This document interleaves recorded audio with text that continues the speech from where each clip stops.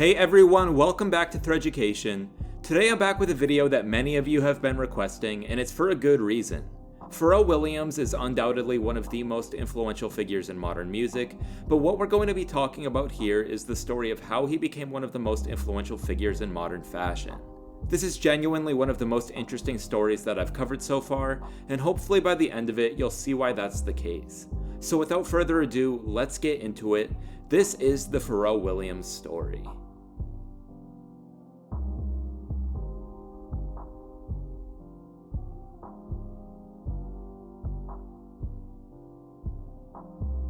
Even though we'll mostly be focusing on fashion in this video, I think it would help if I started off by providing some context about Pharrell's start in the music industry. To do so, we'll have to go all the way back to 1992, which is when he and his friend Chad Hugo formed a music group.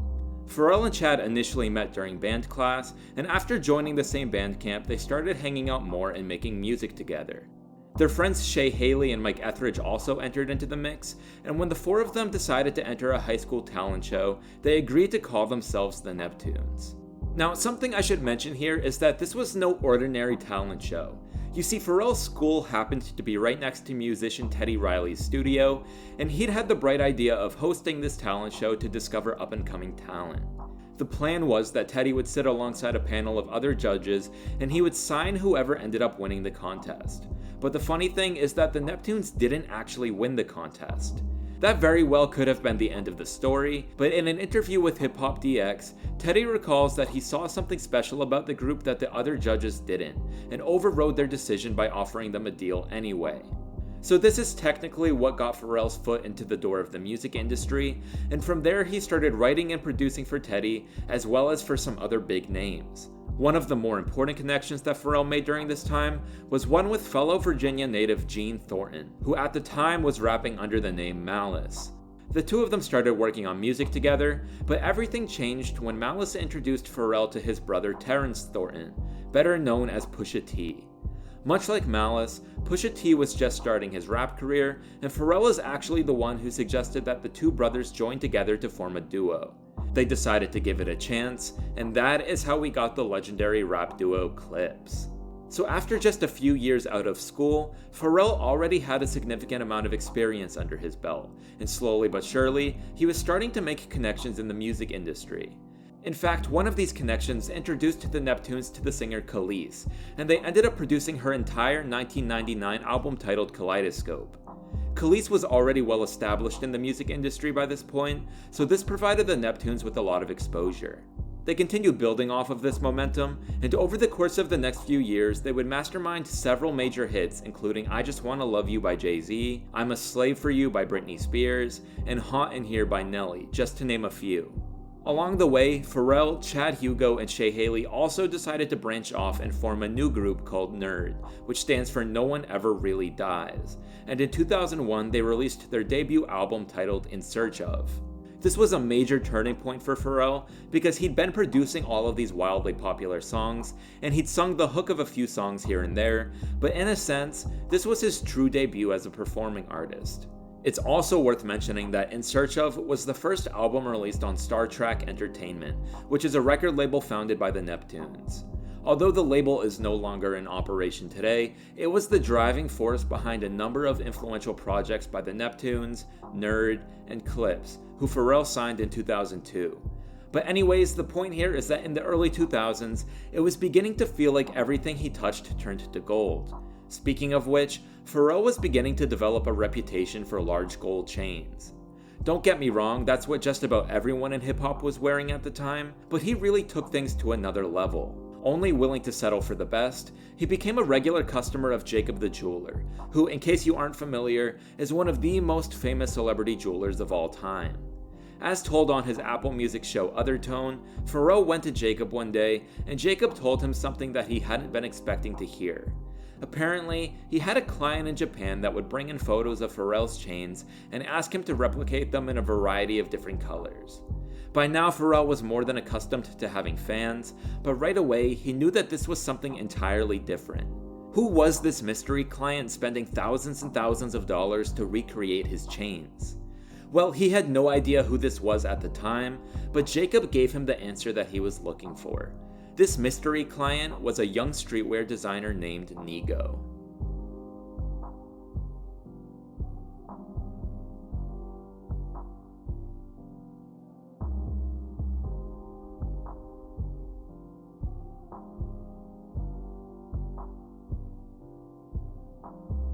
In order to fully understand this next part of the story, we're going to have to backtrack a little bit. If you haven't already watched my video on the history of Bape, I highly suggest you do, but just for context, it's important to know that Nigo had launched his brand Bape in 1993, and over the next decade, it became increasingly popular within Japan's streetwear community. As you may know, the brand is largely inspired by the 1968 film Planet of the Apes. In many ways, the decision to base his brand off of Planet of the Apes was a reflection of his fascination with American culture, including American movies, music, and fashion. In pursuit of his passions, Nigo began DJing at different nightclubs throughout Japan, and this eventually led him to work with the English electronic musician James Lavelle. Nigo and Lavelle began working together just 2 years after the launch of Bape, so at this point, Nigo was still looking for ways to help the brand grow. Seeing that, Lavelle decided to introduce him to Stash, an American graffiti artist who happened to own a streetwear boutique in New York called Recon. Nigo and Stash connected, and just like that, Bape made its way to the United States for the first time. There's still an ongoing debate about who was the first to popularize Bape in the US, but to my knowledge, the first prominent celebrity to actually wear Bape was Biggie Smalls. In this 1994 photograph taken by photographer Sean Mortensen, Biggie can be seen wearing a camo Bape jacket. And while rumor has it that Mortensen is the one who selected the jacket for the photo shoot, the fact that a rapper as popular as Biggie wore it was still a huge deal. Now that being said, I wouldn't say that this popularized Bape in any way. As a matter of fact, Bape wouldn't become popular in the US until several years later, which brings us back to where we left off in the story. As we discussed, Jacob the jeweler told Pharrell about Nigo's fascination with his style, but Pharrell didn't give it all that much thought. At least that was the case until Pharrell was planning an entirely unrelated trip to Japan in the early 2000s, and Nigo learned through the grapevine that he was looking for a studio to record in. Nigo reached out to offer him time in his personal studio, and Pharrell happily accepted, both because he needed a place to record, and because it was the perfect opportunity to meet the man that Jacob had been telling him about. So with that settled, Pharrell went to meet Nigo, not knowing that this so-called studio was just one room out of many in a 7-story building that Nigo used to store his cars, collectibles, and of course, tons and tons of Bape. Even though he'd gone there to record, Pharrell couldn't help but gravitate towards the piles of clothing and shoe samples lying around, and that is when the light bulb went off in his head. You see, prior to this trip, Pharrell had started toying with the idea of starting his own streetwear brand. Keep in mind that this was right after the debut of Jay-Z's Rockaware and P. Diddy's Sean John, and while I'm not saying that this was his inspiration, it was definitely becoming more common for those in the hip-hop space to launch their own brands. However, the thing that separated Pharrell from the others is that he was already known for his style, and that style was unique to him. He was wearing big chains and sideways hats just like all of the other rappers of his day, but he had an affinity for styling, proportions, and color palettes that they did not. And these are all things that you could argue were inspired by his fascination with skate culture.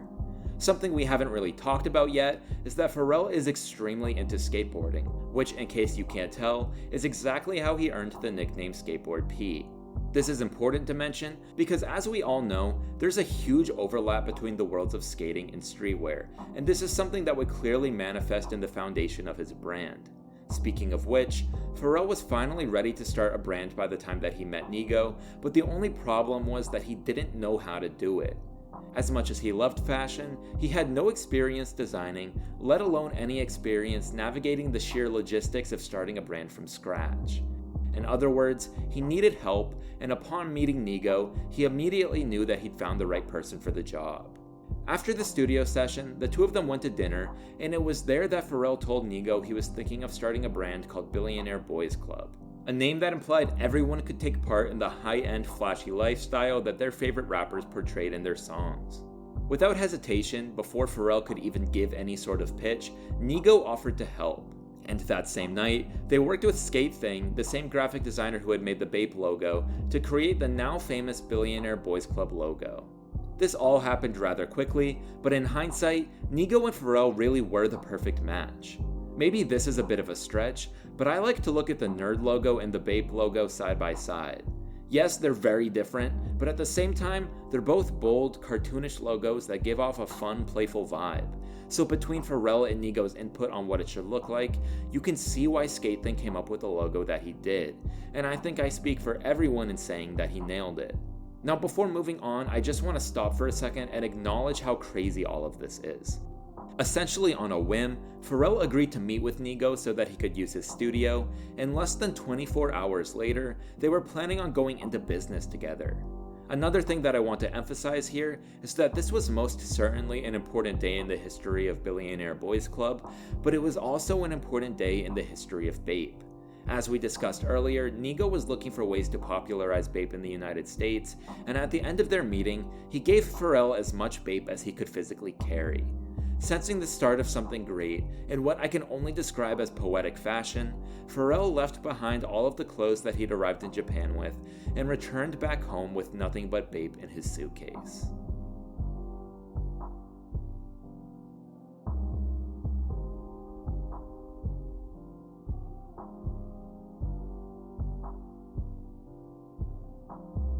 After returning home from his trip to Japan, Pharrell became the unofficial poster child of Bape, wearing it in photo shoots, music videos, and pretty much everywhere else. This generated a ton of interest among Pharrell's largely American audience because, as we've talked about, he was already viewed as a budding style icon, and so they all wanted to know about this cool Japanese streetwear brand that had seemingly taken over his entire wardrobe. That being said, Pharrell is widely credited with helping popularize Bape in America, and it wouldn't be long before other rappers started following his lead. Thanks to this, Pharrell quickly became synonymous with Bape, and around this time, the only other brand you'd really see him wearing was his own, Billionaire Boys Club. If you ask me, Pharrell and Nigo handled the marketing of Billionaire Boys Club masterfully. Before it was even available to the public, he debuted his new clothing line in the music video for his song Frontin'. This was technically his debut as a solo artist, so the anticipation from his fanbase was already high, and to raise the stakes even more, the song featured none other than Jay-Z. It ended up being a smash hit, having reached number 1 on the Billboard's Hot R&B and Hip Hop chart, and this of course drew a lot of attention to the music video. In turn, this drew a lot of attention to the Billionaire Boys Club t-shirt that Pharrell was wearing in the music video, and fans naturally began to wonder where they could get one of their own. Adding to the mystique of the brand, he continued wearing unreleased pieces in public appearances throughout 2003, and one other thing I want to point out is that he continuously paired Billionaire Boys Club with Bape. Even though Bape was just beginning to take off in the United States, you have to remember that it was already a well-established streetwear staple in Japan, and by pairing the two brands together in his outfits, he entered Billionaire Boys Club into that same conversation. His friendship with Nigo clearly played a huge part in this, but the bottom line is that Pharrell was creating intense international demand for a clothing line that wasn't even out yet. In other words, Pharrell and Nigo knew that Billionaire Boys Club was bound for success, and as it turns out, they weren't the only ones who knew. Somewhere along the way, Reebok had caught word of what was unfolding and approached the duo about a potential licensing and distribution partnership. After brief negotiations, they were swayed by the company's promise of helping them become a truly global brand, and in October of 2003, they entered into a formal contract. One of the main reasons that Pharrell was inclined to work with Reebok in the first place was because in addition to the main clothing line, he had plans of launching a sub-label called Ice Cream that would primarily serve as a sneaker line. Nigo did of course have experience with sneaker manufacturing thanks to his beloved Bapestas, but for that same reason, he knew better than anyone how difficult this whole process could be. Reebok was basically stepping in here and saying, "Don't worry, we'll handle it," and just wanting to see his dreams turn into a reality. This was an easy decision for Pharrell, but it was a decision that he'd soon regret.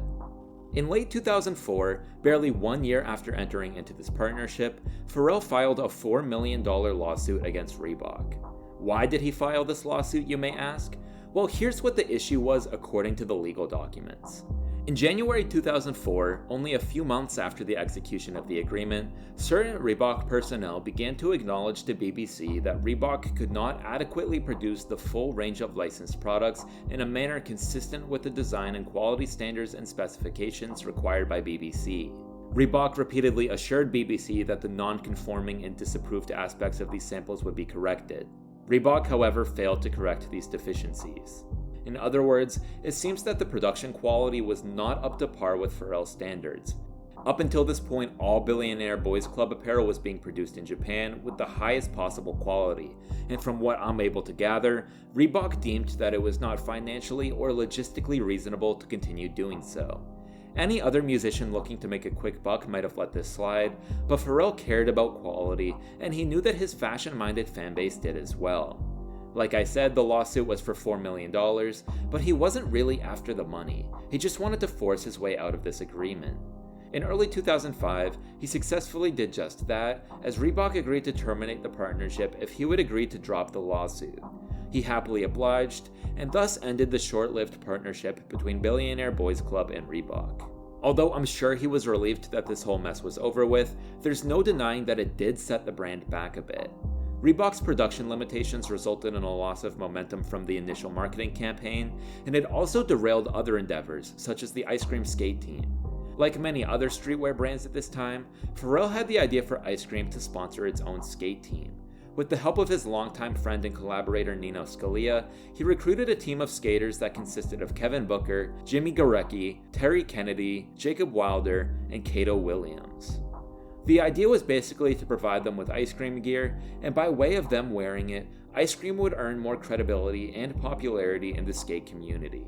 To be fair, sponsoring a skate team was more of a childhood dream for Pharrell than it was a marketing tactic, but objectively speaking, it did help the brand gain traction. In a very short period of time, Team Ice Cream, as they were called, became very influential in the worlds of skateboarding and streetwear. But like I said, this progress would unfortunately be derailed by Pharrell's issues with Reebok. To explain this next part, let me provide some context. In the 2004 music video for Drop It Like It's Hot, Pharrell appeared in a blurred out pair of sneakers, leading fans to believe that the first ever ice cream shoe was officially on its way. As we'd soon find out, this shoe was the ice cream flavor, a simple silhouette that could act as a canvas for the brand's many bold graphic logos. Thanks to appearances on Pharrell and members of Team Ice Cream, the flavor became an instant hit among skaters and non-skaters alike. However, here is where things get interesting. As we know, Pharrell terminated his partnership with Reebok in 2005, and although they were technically still together, this is when the skate team started to drift apart and go their separate ways. The only shoe to release during Pharrell and Reebok's partnership was the flavor, but for some unknown reason, their settlement allowed Reebok to continue producing ice cream shoes for years after, including the Board Flip in 2006, and finally the Board Flip 2 in 2007. These two shoes weren't received quite as well as the original flavor, and for all intents and purposes, the release of the Board Flip 2 marked the end of the already dissipated skate team. Now don't get me wrong, they did leave a lasting impression, but the resounding sentiment from members of the group seems to be that if the Reebok partnership had panned out as expected, ice cream could have been an even larger force in skating. All things considered, they're probably right, but Pharrell didn't have time to linger on that. Reebok was now out of the picture, and with an army of fans waiting for his next move, he got right back to work.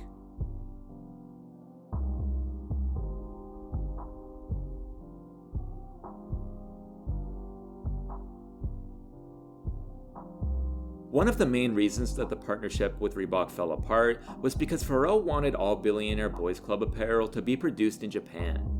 The hope was that a major company such as Reebok would be able to do so while keeping costs down, but he quickly discovered that this was not the case. The reason that this is important to mention is that once the partnership was terminated, Pharrell was once again in charge of his own production, and while he was intent upon keeping production in Japan, you have to remember that he was the one paying out of pocket for it. To compensate, both Billionaire Boys Club and Ice Cream carried noticeably high retail prices. For that reason, these brands were considered, among Bape, some of the earliest luxury streetwear brands. They were by no means the first, but back in 2006, the concept of a $100 graphic t-shirt was still a relatively novel concept. I do want to emphasize, however, that Pharrell wasn't just charging high prices because he wanted to, he had to, and as a matter of fact, the price point made things quite difficult for him in the beginning. Keep in mind that online retail wasn't what it is today back in 2006, so getting your pieces into brick and mortar retailers was absolutely key to running a successful brand.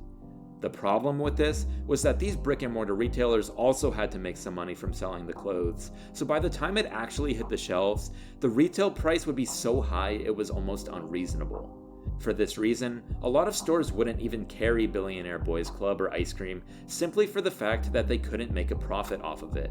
If you want to look at the silver lining here, the argument could be made that this benefited the brands because it gave them both an air of exclusivity, but in terms of sustainability, this type of business model could only last for so long. And if you ask me, I'm not sure that they would have been able to weather the storm had it not been for Pharrell's success outside of fashion. You see, in 2006, the year after he ended his partnership with Reebok, Pharrell released his debut solo album titled In My Mind. The album earned him a Grammy nomination and sent waves through the hip-hop community as fans celebrated his masterful production and features from a handful of their favorite artists including Kanye, Jay-Z, and Snoop Dogg, just to name a few. Beyond the music though, one thing that caught people's attention was the cover art. It was just a simple cartoon of Pharrell wearing a Billionaire Boys Club tee and Bapestas, but there was something about it that resonated with fans. And in recognition of this, Pharrell partnered with Nigo to create a website where anyone could create a character of their own in the same style. This was yet another brilliant marketing technique, as it propagated an aesthetic that Pharrell had associated with himself, and it quickly became common to see streetwear fans and hip-hop heads using these characters as their profile pictures on the internet. This predates social media as we know it today, but I guess you could say that this was a viral trend. So between the success of his debut album and this so-called viral trend that it created, Pharrell was easily one of the coolest figures in all of hip-hop and fashion. This generated enough demand to make up for the high price points of his clothing, and over the next few years, Billionaire Boys Club and ice cream became even more widely recognized than they already were. Before long, just about everyone could recognize the unique design language that they were built off of, as well as the array of signature logos including the helmet, the cones and bones, the diamonds and dollars, and my favorite, the running dog. Now, something interesting to mention here is that right when his own brands were really taking off, other brands started taking notice. And when I say other brands, I mean major luxury fashion houses. For instance, many people don't know that in 2005, Pharrell and Nigo joined forces with Louis Vuitton's then creative director Marc Jacobs to design a pair of sunglasses called the Millionaires. The first production run was extremely limited, with only 200 of each color being made, and even major celebrities had trouble getting their hands on a pair. For instance, in her book, Raising Kanye, Life Lessons from the Mother of a Hip-Hop Superstar, which released in early 2007, Donda West writes about how her son Kanye desperately wanted a pair of these glasses, and even though she admits it was out of her price range, she had a pair flown in from the Louis Vuitton store in Paris as a Christmas gift. The fashion house released the glasses on a wider scale in 2007, and from there they became a cultural phenomenon. Countless celebrities were photographed wearing them, and there were even ongoing debates about whose were real and whose were fake, which should tell you everything you need to know about how hyped these were. But hands down, I think my favorite photo from this time period is of Virgil, Kanye, and Pharrell posing with the sunglasses. Because in case you haven't already noticed that these look familiar, Virgil would later release an updated version of these glasses called the 1.1 Millionaires during his tenure as creative director of Louis Vuitton. And these two became a cultural phenomenon. To be honest, I think that the 1.1 Millionaires may have been even more popular than the originals, but it's cool to think that it all started with a pair designed by Pharrell and Nigo. Louis Vuitton would not be the only major fashion house to take an interest in Pharrell, and we'll be circling back to that a bit later on. But for now, I want to talk about how he was still struggling with the high production costs of his clothing line, and after a certain point, it became unbearable. He needed to make a change, and it just so happens that Nigo did as well. Throughout this whole process of getting BBC and ice cream off the ground, Bape had completely taken off running, and Nigo knew that he needed to give it his full attention. Of course, you also have to consider that his expertise of manufacturing and production was centered around the Japanese market, and that's where a lot of his business connections were as well. So when Pharrell started floating the idea of moving operations out of Japan, it's entirely possible that Nigo felt like it was a natural time for him to step away, and that's exactly what he did. I want to be very clear in saying that this was not the end of Pharrell and Nigo's creative partnership, and it was certainly not the end of their friendship, but this did mark the end of Nigo's involvement with Billionaire Boys Club and ice cream. While I'm sure it must have been tough to see someone who had been there from the start walk away, it's true what they say about how when one door closes, another door opens.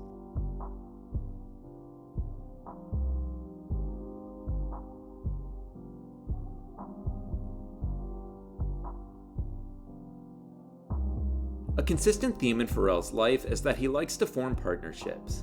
He has an ability to bring out the best in other people, and this allows him to balance out his own creative capabilities. When he wanted to make it in the music industry, he partnered with Chad Hugo to form the Neptunes. When he wanted to launch his own clothing line, he partnered with Nigo to launch Billionaire Boys Club. And although it didn't pan out as expected, he also partnered with Reebok to launch his own shoe line. So with Nigo now out of the picture, Pharrell's logical next step was to find a new partner. BBC and ice cream were already well established, and he had a firm grasp on the creative side of things, but in need of someone that could help him revise his business plan, he knew he needed a businessman. He got more than he bargained for, however, because instead of finding a businessman, he found a businessman. Forgive me, I'm fully aware of how corny that was, and I cringed while saying it, but yes, in case you didn't get the reference, Pharrell's new business partner would be none other than his friend and frequent collaborator Jay-Z. In order to understand how this partnership came to be, we're gonna have to walk things back a little bit.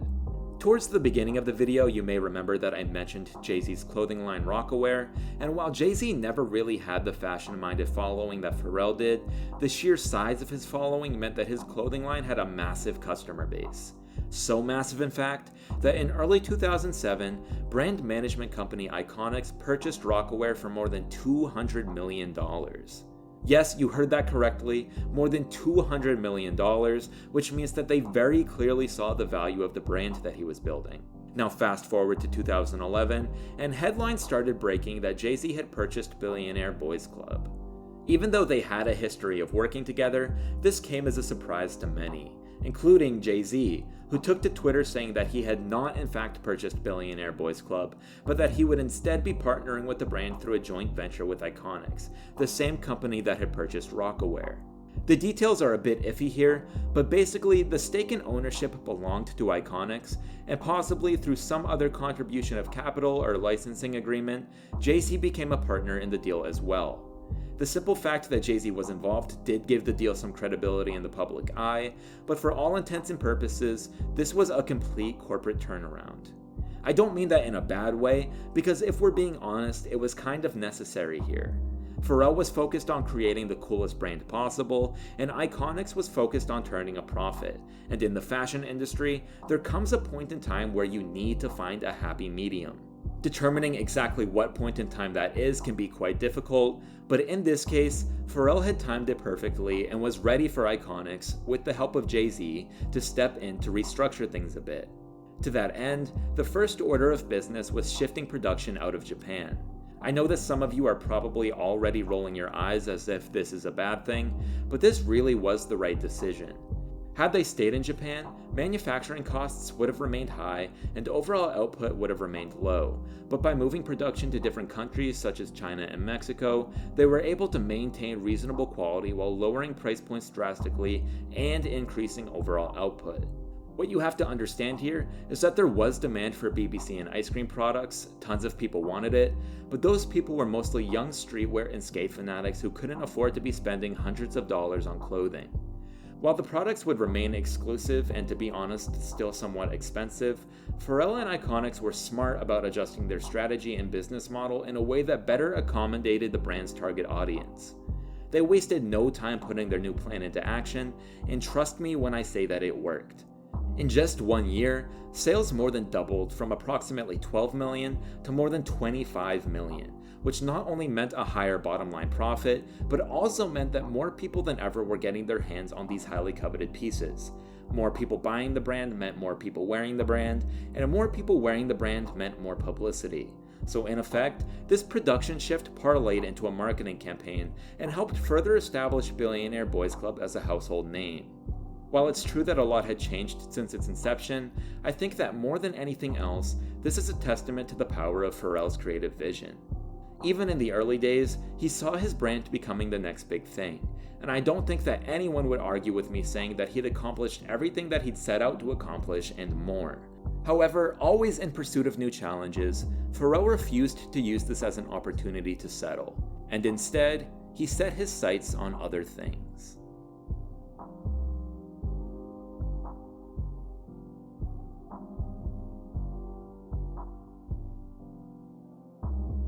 In 2012, just a year after selling off a stake in Billionaire Boys Club, Pharrell launched I Am Other. It's almost impossible to describe what I Am Other is in its entirety, but in a nutshell, it's an imprint focused on a variety of creative disciplines, including but not limited to music, film, and of course, fashion. The main reason I wanted to highlight this is because the founding of I Am Other coincided with a new chapter in Pharrell's history in which he truly embodied being other. He'd always been an out-of-the-box thinker, but the fact that he even wanted to create this imprint was proof enough that he was looking to enter into new lanes and try new things. And while I'm not sure that this was a conscious decision, this is when we started to see a fairly significant shift in his style. Everyone already knew that Pharrell could dress, but his affiliations with brands like BBC, Ice Cream, and Bape left a lot of people placing him in the streetwear category. I'm not saying that they were wrong to do this or that this was a bad thing by any means, but Pharrell's range and style was much wider than I think he was being given credit for. He had of course partnered with the likes of Louis Vuitton in the past, but this is when he really started redefining his aesthetic. If I had to describe the difference, I'd say that prior to this, his style relied more heavily upon the way that his clothes actually sat on his body, best exemplified by his tilted hat and shorts that sagged below his knees. After this shift, however, his style seemed to rely more heavily upon layering and proportions. He'd still wear brands like Bape and BBC, but now he'd wear it with a denim jacket or blazer, perhaps even a scarf, and then he'd mix that in with a few luxury brands. Speaking of which, Pharrell's new style seemed to attract the attention of several luxury brands. In 2013, he partnered with Moncler to release a collection of sunglasses, and in 2014, he was chosen by Karl Lagerfeld to become a brand ambassador for Chanel. The relationship between Pharrell and Karl Lagerfeld is something I want to dive into a bit more, because I think it'll tell us quite a bit about Pharrell's transition into higher fashion. Unsurprisingly, high fashion had always been an interest of his, and even during his grungier skate days, he gravitated towards these luxury brands. One of the best examples of this is a 2011 photo where he took it upon himself to stamp a Chanel logo onto his boots. He later revealed in an interview with Women's Wear Daily that as fate would have it, he bumped into Karl Lagerfeld several times while wearing these boots, and Karl seemed to take a liking to them. He didn't say anything on the spot, but one day in 2014, Pharrell received an invitation to appear in Chanel's short film titled Reincarnation. He happily accepted, and subsequently met with Karl in his design studio to discuss what he'd wear in the film. This meeting sparked a bond that would evolve into a close friendship, and while I intend to dedicate an entire video just to Karl, you should know for the purposes of this video that he was intensely selective about the people that he'd work with. There was nothing more important to him than his work, and for whatever reason, he trusted Pharrell to carry out his vision. Just to put this into perspective, Pharrell was the first male to ever appear in a handbag campaign for Chanel. He also spearheaded what I believe is Chanel's first and most prominent sneaker collab with the ADIDAS Chanel Pharrell NMDs. And then, not to get too ahead of ourselves on the timeline here, but in 2019, he was even granted the opportunity to create his own capsule collection titled the Chanel Pharrell Collection. Unfortunately, Karl passed away just about a month before this collection debuted, making this the last project that they worked on together. However, Pharrell remains an ambassador for Chanel to this day, and continues to carry on Karl's legacy with his support of the fashion house. So clearly the partnership with Chanel has been a big one, but it may not be the biggest one. You see, in 2014, the same year that he appeared in a short film for Chanel, Pharrell inked a partnership with ADIDAS that would completely take over the sneaker industry. It started with 10 pairs of Stan Smiths reimagined in his fun, flowery aesthetic. Generally speaking, they were well received, and people were left optimistic about the prospect of this new partnership, but no one could have predicted what was about to come. In 2016, Pharrell and Adidas worked together to reimagine the NMD, short for Nomad, into a quasi-sock shoe called the NMD Human Race. As you may recall, this was right when the sock shoe trend was first starting to take off, and while I'm not sure that the NMD Human Race perfectly falls into that category, it certainly does have the look and feel. One of the things that I like the most about this shoe is that the silhouette is incredibly simple, which makes it the perfect canvas for a wide range of colorways, prints, as well as different graphics. In other words, simplicity is conducive to versatility, and I believe that's why this shoe became so popular. When these first came out, they were one of the most coveted shoes in the sneaker community. Even today, the early colorways resell for upwards of a couple $1,000s, and super exclusive pairs like the Chanel Pharrells can fetch anywhere from $10,000 to $20,000. The partnership between Adidas and Pharrell is still going strong, and the newer colorways of the NMD Human Races are far easier to get your hands on, but along the way they've introduced a handful of intriguing variations of the original model, as well as some new models, so it could only be a matter of time before they unveil their next big project. Now, between forging partnerships with Chanel and Adidas, 2014 was clearly a big year for Pharrell, but I don't want any of this to overshadow what may have been the single largest fashion statement of his career thus far. And yes, I am of course talking about the hat. To give a bit of background here, I should probably mention that Pharrell released his mega hit Happy in late 2013. To call it a mega hit might even be putting it lightly, because it topped the charts in 23 countries and broke all sorts of records in the process. That said, when the Grammys rolled around in January of 2014, all eyes were on Pharrell, and in turn, all eyes were on the peculiar looking hat that didn't quite seem to fit his head. Almost instantaneously, the hat took the internet by storm, as some proclaimed their love for it, while others turned it into a meme. But there is actually an interesting story behind this hat. If you've seen my video on the history of Vivienne Westwood, you may already know where I'm going with this, but this hat, formerly known as the Buffalo hat, actually released back in the early 80s as part of Vivienne Westwood's Buffalo Girls collection. Depending upon who you ask, some will tell you that this hat was actually designed by her boyfriend at the time, Malcolm McLaren, but whatever the case may be, we know for certain that this became one of Vivienne's most popular products. As far as how Pharrell got his hands on one, well, as the story goes, he simply walked into Vivienne's famous World's End boutique during a trip to London, saw the hat, and immediately knew that he had to have it. There was no way for him to know the frenzy that it would someday cause after an appearance at the Grammys. This was just another example of him experimenting with his personal style. He definitely pushed the boundaries a bit with this one, but it paid off, and I mean that literally. After the Grammys, the fast food chain Arby's approached Pharrell asking to buy the hat because it resembled their logo. They ended up agreeing on a price of $44,000, and all of the money was subsequently donated to charity.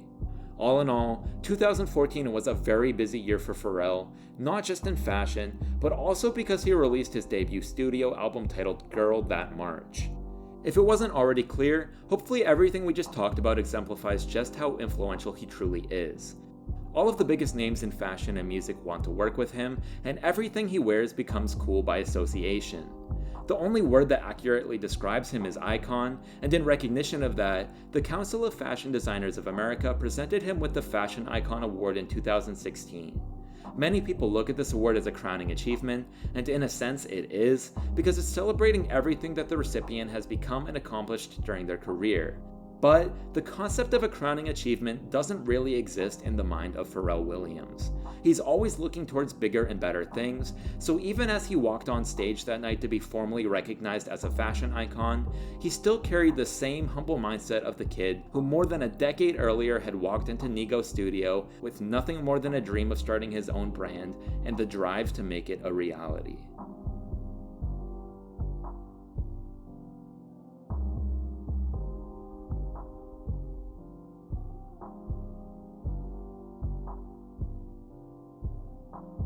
Although he may have been coming off of a hot streak, Pharrell's string of major moves was far from over. For starters, in 2016, he repurchased the stake in Billionaire Boys Club that he'd sold to Iconics through a joint partnership with Jay-Z. And while we don't know all of the details because the deal was transacted privately, it's safe to assume that he purchased it at a price far lower than what he'd sold it for. You see, Billionaire Boys Club was just one of many brands that Iconics owned, and when some of those brands started performing poorly, the stock price of Iconics plummeted.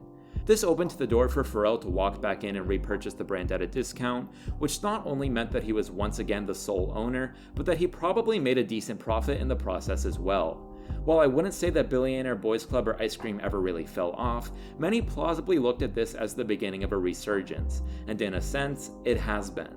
These brands will always be looked at as classics, sort of the way that we look at brands like Bape and Supreme, but in part thanks to a new generation of supporters like Don Toliver and Lil Yachty, Billionaire Boys Club and ice cream are still relevant today, and I think they will continue to be for a long time to come. As of 2021, the skate team, Team Ice Cream, is even back with a new group of members, and that's something that longtime fans were extremely happy to see. BBC and ice cream are not the only brands witnessing a resurgence under Pharrell's watch though, because in 2016, Pharrell also became the owner of the denim company G-Star Raw. Throughout most of his career, even through his different style phases, denim has been a staple in Pharrell's closet, so in that respect, this partnership made sense. But to be honest, I haven't heard much more about it since it was first announced. In the promotional material that was released with the announcement, we can see that Pharrell's intention was to literally reshape the way that we look at and use denim. But as of right now, it's not really clear what his involvement is with the brand.